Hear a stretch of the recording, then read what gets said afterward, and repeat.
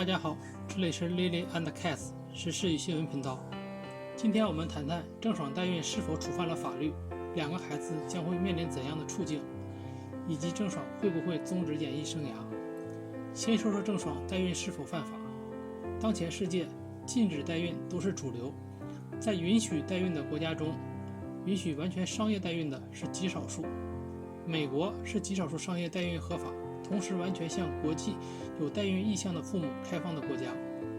但并不是在美国所有的州商业代孕都合法。目前美国有26个州商业代孕合法。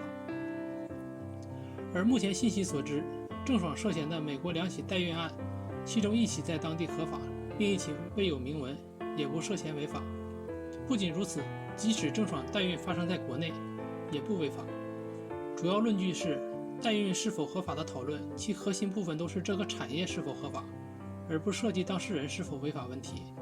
中国目前对代孕作为规定的只有现卫健委在2001年发布的《人类辅助生殖技术管理办法》，在法律位阶上属于部门规章，效力局限于卫健委管理的医疗行业和医疗人员。从官方2015年到2017年打击代孕行动可知，被查处的均是代孕机构或工作人员。此处查处的性质为行政处罚，包括取缔、警告和罚款，并不涉及刑事。中国尚没有非法代孕之类的罪名，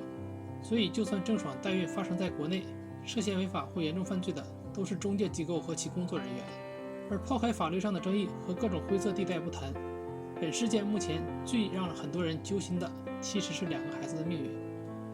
张恒芳透露，因为郑爽的不配合，代孕子女至今无法回国。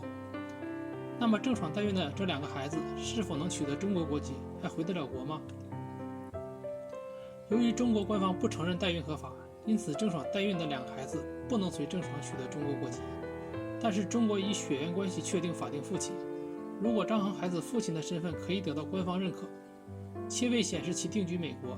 那么2个孩子可以随张恒取得中国国籍。另外，关于户籍取得，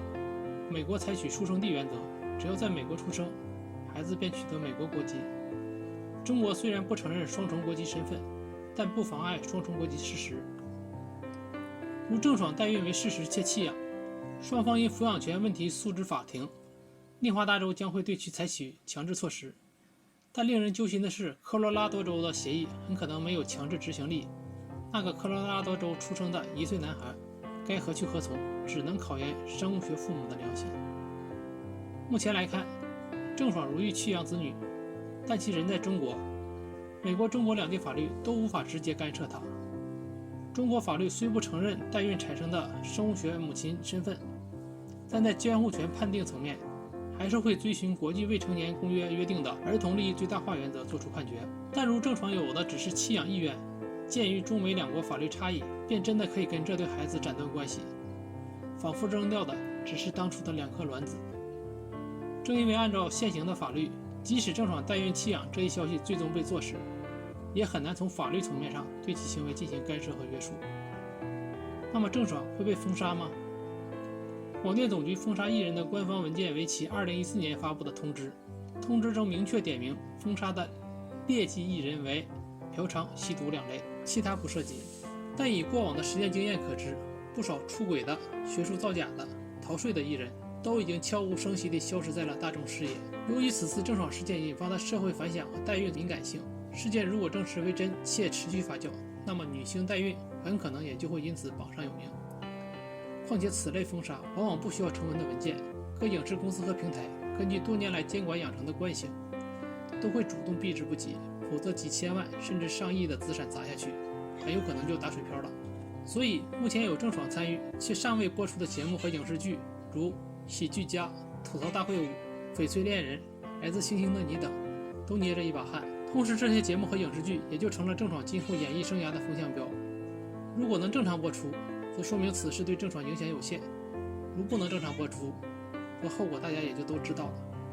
今天的评论就到这里，这里是 Lily and Cass 时事与新闻频道，我们下次再见。